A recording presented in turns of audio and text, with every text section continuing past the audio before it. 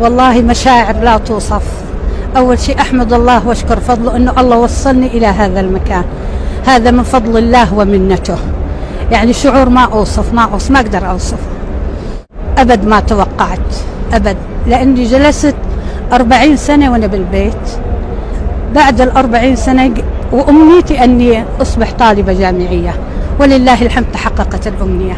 أهم شيء أنه لازم الإنسان يتعلم، لأن ألقى الله وأنا عالمة خير من أن ألقى الله وأنا جاهلة.